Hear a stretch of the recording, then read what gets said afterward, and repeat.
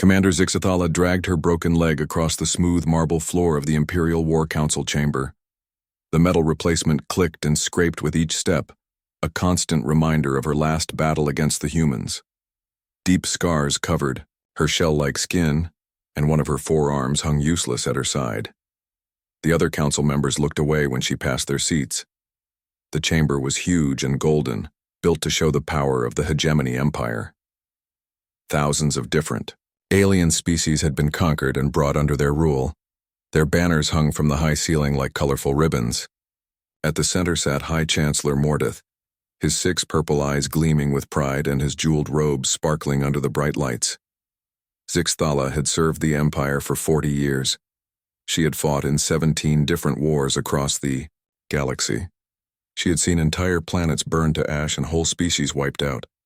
But nothing had prepared her for what she found when she fought the humans. "Honored council members," she began, her voice coming out as clicks and whistles that the translation machine turned into words. "I stand before you today with urgent news about the human threat." Several council members laughed. Chancellor Mordeth waved one of his decorated hands in the air like he was brushing away a fly. "Commander Zixathala, we respect your long service to the Empire, but surely you are being too dramatic. These humans are just another primitive species that recently learned to travel between stars. They have only 12 worlds," added Council Member Vextar, his snake-like body coiled in his floating chair. "Our empire controls over 10,000 systems. How could such a small group possibly threaten us?" Zixathala felt her anger rising, but she kept her voice calm. "Chancellor, with great respect you speak from the safety of this beautiful chamber. I have fought them. I have watched them in battle. They are not like any enemy we have ever faced." She activated a small device and images appeared in the air above the council table. The pictures showed burned ships, destroyed battle stations, and scenes of terrible fighting. "This is what remains of Battle Group 77 after they encountered a single human colony ship." The council members shifted uncomfortably in their seats. The images showed hegemony warships torn apart by weapons that should not have been able to hurt them. "The humans were supposed to surrender," Zixathala continued. "They had no chance of winning. Their ship was old and carried only mining equipment. But they did not give up. They turned their mining lasers into weapons. They used their cargo containers as bombs. They fought until their ship was completely destroyed, and they took 3 of our cruisers with them."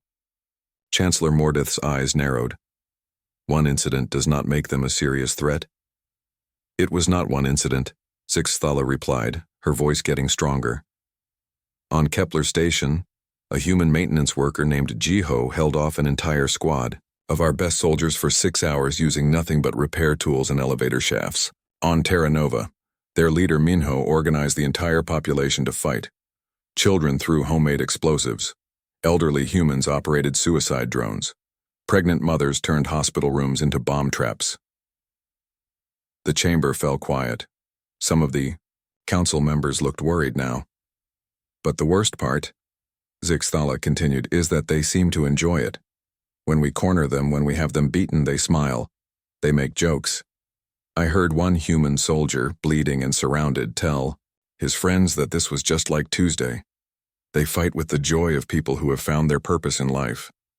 Council member Thexani, whose people were among the Empire's best warriors, leaned forward. "Surely their technology is still inferior to ours." Zixathala laughed, but it was not a happy sound. "They take our technology and make it better. They steal our weapons and find ways to use them that we never thought of. They capture our ships and somehow make them faster and stronger. It is like they see possibilities that we cannot imagine." "This is ridiculous," Chancellor Mordeth said, standing up from his throne. "They are one small species. We have conquered races with far more advanced technology and much larger populations. Those races fought like civilized beings," Zixathala shot back. "They had rules. They understood when they were beaten. They surrendered when continued fighting. Made no sense. Humans do not have rules. They do not understand the concept of impossible odds. To them, every battle is just another problem to solve." She pointed to her broken leg and scarred body. I got these wounds fighting alongside 10,000 of our best troops against a human settlement of 500 people. We should have won in minutes. Instead, we fought for 3 days. They turned their entire city into a weapon. Every building was a trap. Every street was a killing ground. When we finally won, only 12 humans were left alive, and they were still fighting. The council chamber was completely silent now. Chancellor Mordeth's 6 eyes stared at the veteran commander, trying to decide if she was telling the truth. "Chancellor," Zixthala said quietly, "I have served this empire faithfully for 4 decades. I have never asked for anything except the chance to fight for our people. I am asking you now, do not underestimate the humans. They are not like us. They are not like anyone we have ever faced. If we go to war with them without understanding what they truly are, we will regret it." Chancellor Mordeth was quiet for a long moment. Then he waved his hand again. "Thank you for your report, Commander. The Council will consider your words." But Zixthala could see in his eyes that he had already decided. The Empire would attack the humans and her warnings would be ignored. 3 months after Commander Zixthala's warning, the largest war fleet in hegemony history moved through space toward human territory. 12,000 ships stretched across, the darkness like a metal river of death. At the center of this massive force, Admiral Vexkarath stood on the bridge of his flagship, the Inevitable Glory. The huge dreadnought was 5 kilometers long and carried enough firepower to destroy entire planets. "Today we add another species to our empire," Admiral Vexkarath announced to his crew. His voice echoed through the ship's communication system. "The humans will learn what happens when primitive races try to resist the hegemony." The Admiral was confident this would be easy. His fleet was bigger than most planets. His weapons could turn cities into glass. His soldiers were trained warriors from across the galaxy. The humans had only 12 worlds and a few hundred ships. The math was simple. The first attacks went exactly as planned. Human defense stations exploded under hegemony fire. Human ships scattered like frightened fish when they saw the massive alien fleet. Within hours, the hegemony controlled the space around 3 human colonies. "See?" Admiral Vexkarath told his officers. "The old commander was wrong. These humans run just like everyone else." But as hegemony troops moved down to occupy the planets, strange reports started coming back to the command ships. The messages were confused and worried, not at all what the Admiral expected from easy victories. On Centauri B, Captain Zulmar led the occupation force into what should have been a simple mining colony. The humans had surrendered without fighting. Their leader, a young woman named Arin, had personally handed over the settlement's weapons. Everything seemed normal. "This is too easy," Captain Zulmar told his soldiers as they marched through the underground tunnels where the humans lived and worked. "Stay alert." The tunnels were carved out of solid rock, lit by bright work lights, and filled with the smell of machinery and metal. 50,000 humans lived here, mining rare metals from deep in the planet. They had built their city like a maze with tunnels going in every direction. "Where is everyone?" asked Sergeant Tixvar, looking around nervously. The tunnels were too quiet. They had seen the humans surrender, but now the passages seemed empty. That was when the explosion started. The humans had not really surrendered. They had used the time to turn their entire city into one giant trap. Every tunnel had hidden bombs. Every room had secret weapons. Every piece of mining equipment had been changed into tools of war. A group of human children, no older than 10 years, rolled metal balls down a tunnel toward hegemony soldiers. The balls exploded with tremendous force, bringing down tons of rock. An elderly human woman named Hannah, who looked like someone's grandmother, activated a device that turned the colony's water system into a weapon, flooding entire sections with boiling steam. "How is this possible?"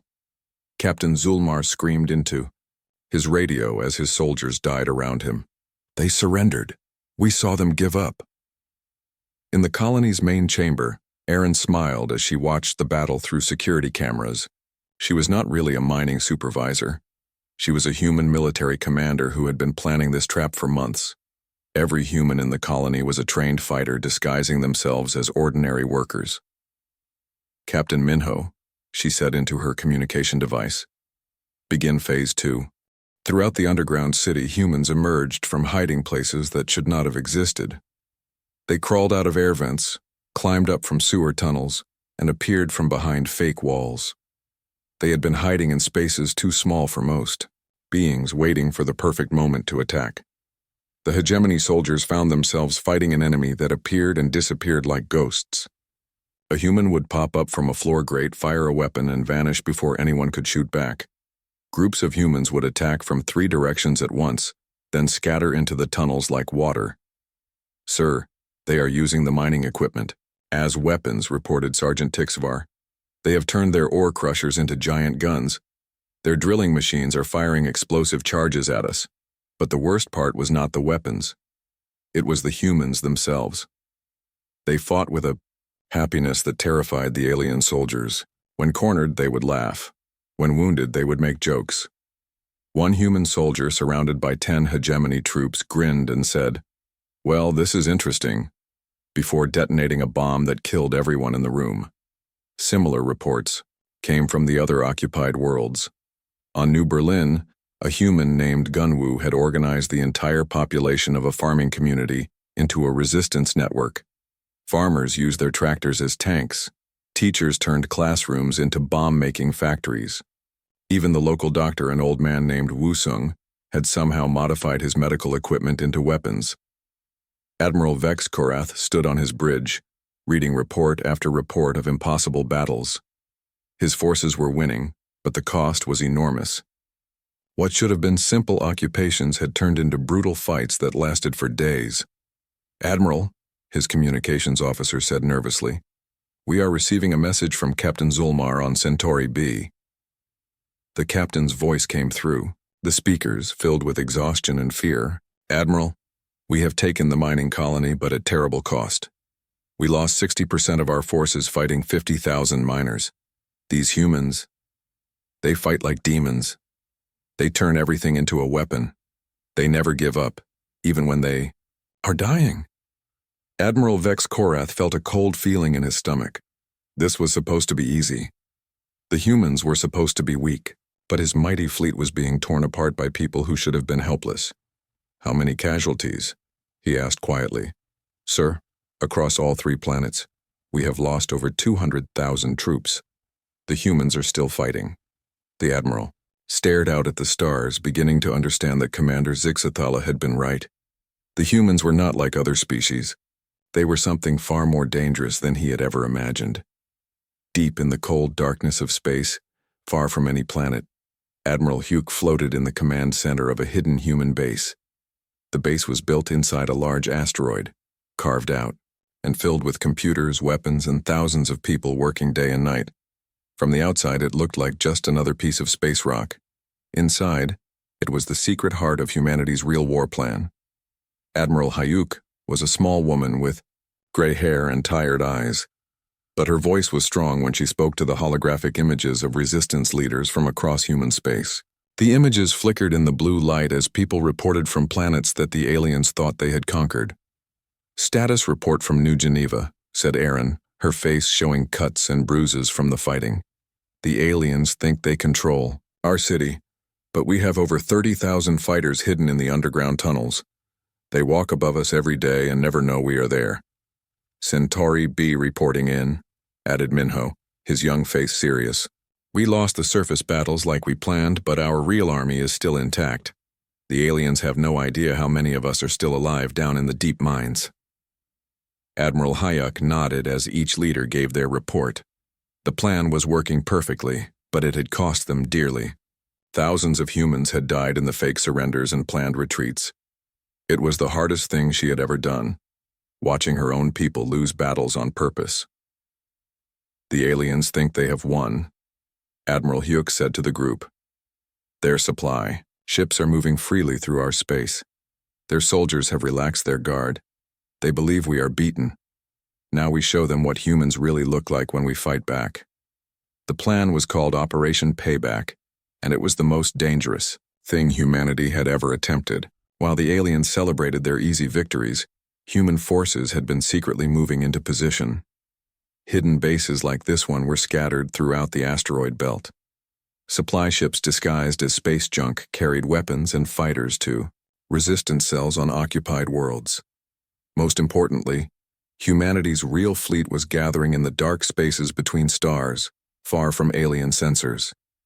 Begin Phase 1, Admiral Hayek commanded. On New Geneva, Erin smiled as she watched alien soldiers marching through her city streets on security cameras. The soldiers looked relaxed and confident, joking with each other and not paying attention to their surroundings. They had no idea that every building around them was full of human fighters. Erin pressed a button on her control panel. All units, this is Ghost Leader. Time to come out and play. The city exploded into chaos. Windows shattered as human fighters fired from every building. Sewers opened and armed humans poured out like angry ants. The aliens had thought they were walking through a conquered city, but they were actually in the middle of the largest ambush in human history. The aliens tried to fight back, but they were surrounded and confused. Every street corner had human fighters. Every building was a fortress. The humans had spent months preparing for this moment, turning their own city into a giant weapon. "What is happening?" screamed an alien captain into his radio as his soldiers fell around him. "I thought these humans were defeated." Similar attacks began on every occupied human world at exactly the same time. The resistance cells that had been hiding and planning for months all struck together. Alien soldiers who thought they were safe found themselves fighting for their lives against enemies who seemed to appear from nowhere. But the real surprise was still coming. Far out in space, Admiral Vexkarath received an urgent message from his scouts. "Admiral, we are detecting a large fleet moving toward our position. But that's impossible. We destroyed the human fleet weeks ago." Admiral Vexkarath looked at his sensors in confusion. The readings showed thousands of ships approaching from multiple directions. "Check your equipment," he ordered. "The humans don't have thousands of ships." "Sir, the readings are correct. We count over 8,000 vessels approaching our position." The admiral felt ice in his blood. 8,000 ships was more than the humans had ever possessed. Where had they come from? The answer became clear as the human fleet moved closer. These were not just military ships. The humans had taken every vessel they could find and turned them into weapons of war. Mining ships bristled with guns stolen from alien wrecks. Passenger liners had been converted into troop carriers. Even small family boats had been armed with missiles and bombs. Leading this strange fleet were ships that the aliens had never seen before. Sleek, fast vessels with weapons that seemed to bend the rules of physics. The humans had been secretly building new ships using technology they had captured from alien battles. "This is Admiral Hugh of the Human Defense Force," came a voice over the radio. "You invaded our space. You attacked our people. You thought we were weak. Now you will learn what happens when you pick a fight with humans." Admiral Vexkarath stared at his screens in shock. The human fleet was not just big, it was organized in ways that made no sense. Ships moved in patterns that should have been impossible to coordinate. They attacked from directions that his sensors said were empty. It was like fighting ghosts that could become solid whenever they wanted to hurt him. "How are they doing this?" he whispered. The truth was that the humans had learned to fight in ways that no other species understood. They used chaos as a weapon. They turned their own weaknesses into strengths. Most importantly, they never fought the way their enemies expected them to fight. The trap was complete. The aliens were surrounded, outnumbered, and facing an enemy that fought like no other species in the galaxy. The real war was about to begin. Admiral Vexkarath stood on the bridge of his massive flagship, watching the human fleet approach through the darkness of space. His hands shook as he counted the enemy ships on his screens. 8,000 vessels moved toward his position like a swarm of angry insects, and he could not understand how this was possible. "All ships, prepare for battle," he commanded, trying to keep his voice steady. "We will show these humans the true power of the hegemony." But deep in his heart, Admiral Vexkarath was afraid. His invasion fleet had started with 12,000 ships. Now, after months of fighting on human worlds, he had barely 7,000 left. The humans were supposed to be weak. They were supposed to surrender easily. Instead, they had fought like demons and cost him thousands of ships and millions of soldiers. The battle began when the human fleet was still far away. Long-range missiles streaked through space like bright stars, crossing the vast distance between the two forces. The admiral expected his superior shields and armor to protect his ships, but the human weapons were different from anything he had seen before. "Sir, they are using our own technology against us," reported his weapons officer, fear clear in his voice. "Those missiles have hegemony guidance systems, but they have been modified somehow. They are faster and more accurate than they should be." The first wave of human missiles smashed into the alien fleet like hammers. Ships that should have been protected by the best armor in the galaxy exploded in brilliant flashes of light. The humans had learned to take alien technology and make it better, turning captured weapons into tools of revenge. "Return fire!" Admiral Vexkarath screamed. "All ships open fire!" The hegemony fleet responded with a barrage that lit up space like a second sun. Thousands of energy beams and missiles flew toward the human ships. Any normal fleet would have been destroyed instantly by such massive firepower. But the human fleet scattered like leaves in the wind. Ships that looked big and slow suddenly moved with impossible speed. What had appeared to be one large fleet broke apart into dozens of smaller groups, each moving in a different direction. The alien weapons hit empty space where human ships had been just seconds before. "How are they moving so fast?" demanded the admiral. "Those ships should not be able to change direction like that." The truth was that the humans had rebuilt their ships from the inside out. They had taken heavy mining vessels and stripped out everything unnecessary, making them light and fast. They had taken passenger ships and filled them with the most powerful engines they could build. Every human vessel was a surprise waiting to happen. Captain Gunwoo commanded a ship called Angry Hornet that had once been a simple cargo hauler. Now it moved through the battle like a deadly dancer, firing weapons that had been stolen from a dozen different alien wrecks.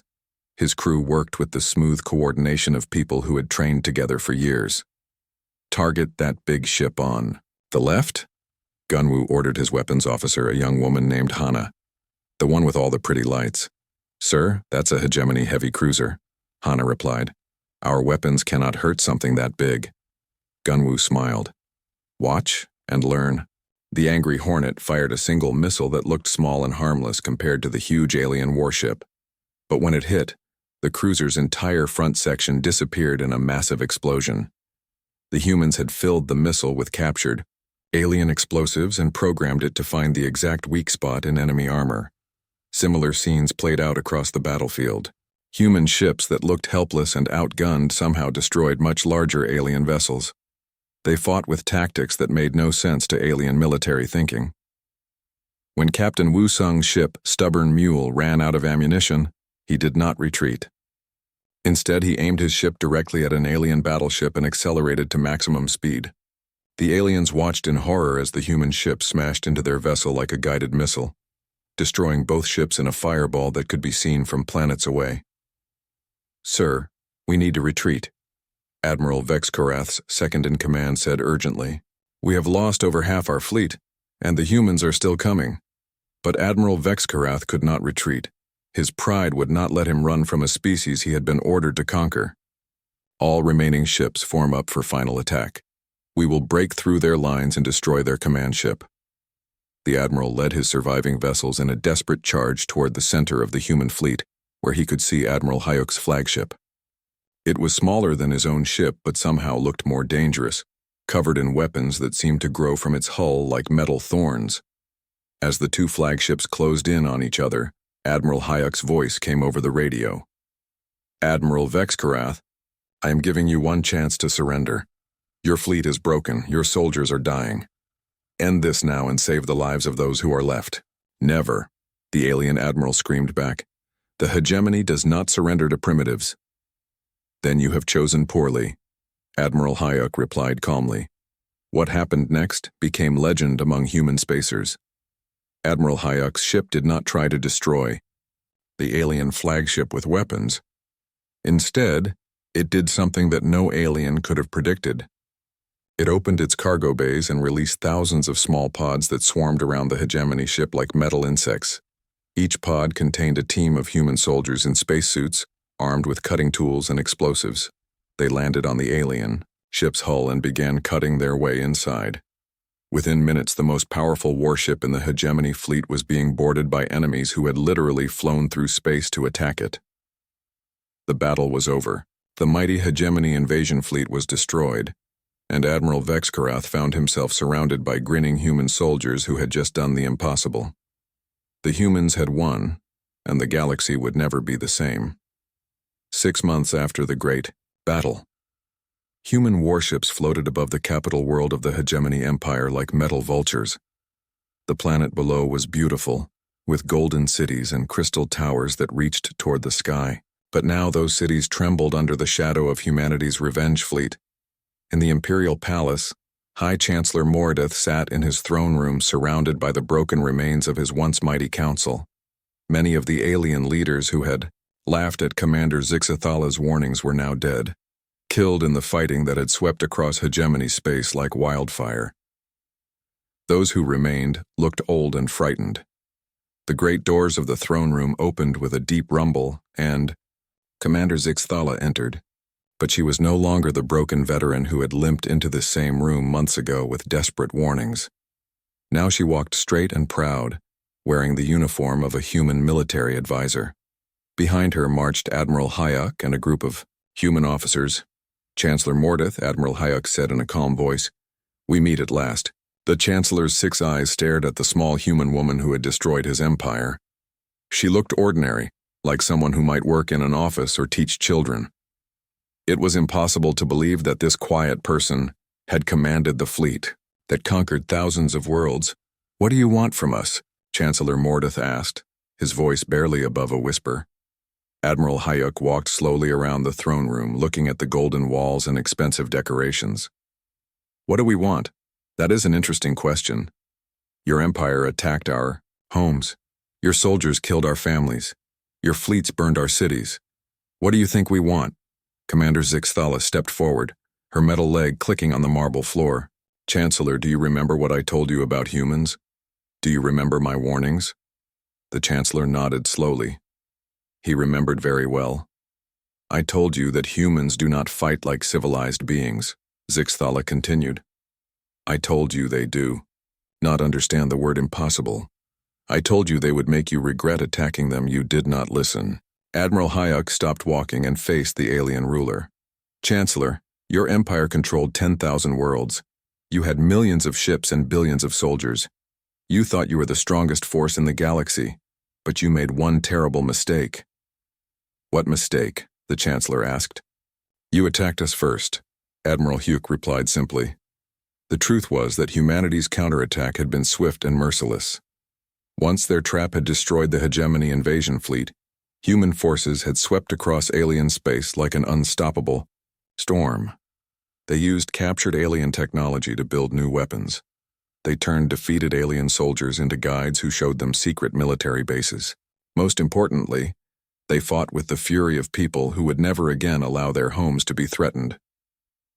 Captain Gunwu had led the assault on the hegemony's main military shipyard, turning the aliens' own weapons factories against them.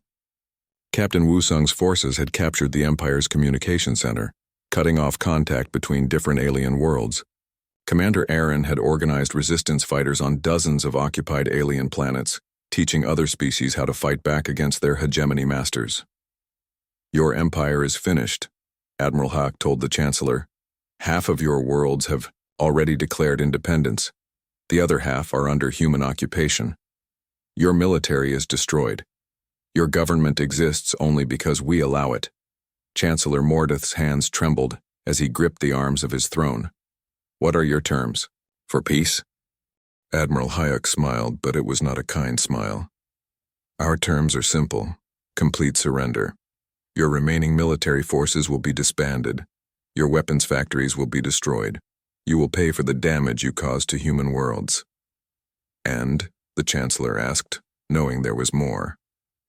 "And human military bases will be established throughout your former empire," Admiral Hayek continued. "We will make sure that no one ever again makes the mistake of attacking humanity." Commander Zixathala spoke up. "Chancellor, The humans have also asked me to give you a personal message." She activated a small device and Admiral Hayek's voice filled the throne room. But this was a recording made weeks earlier, when the human fleet first arrived at the hegemony capital. "Chancellor Mordeth," the recorded voice said, "this message is for you personally. You had a veteran intelligence officer who tried to warn you about humans. She had fought us. She knew what we were capable of. She begged you to listen to her warnings. You ignored her because you thought you knew better." The Chancellor closed his eyes, remembering that terrible day when he had dismissed Zixathala's warnings as the fears of a broken old soldier. "Now your empire is gone," the recording continued. "Your fleets are destroyed. Your worlds are occupied. Millions of your people are dead. All of this could have been avoided if you had simply listened to someone who actually knew what humans were like when we fight." The recording paused, and when it continued, Admiral Hayek's voice was cold as space itself. "Next time someone tries to warn you about humans, maybe you should listen to them. But there will not be a next time, because your empire no longer exists. This is what happens when you pick a fight with a species that considers revenge a form of art." The throne room fell silent. Chancellor Mordeth sat motionless, staring at the humans who had conquered his empire. Around the galaxy, other alien leaders watched the news broadcasts and learned the same lesson. Humanity was no longer the weak species that could be easily conquered. They had become something much more dangerous. They had become the species that other races feared to fight. The age of human dominance had begun, and it had started with a simple warning that no one had bothered to hear.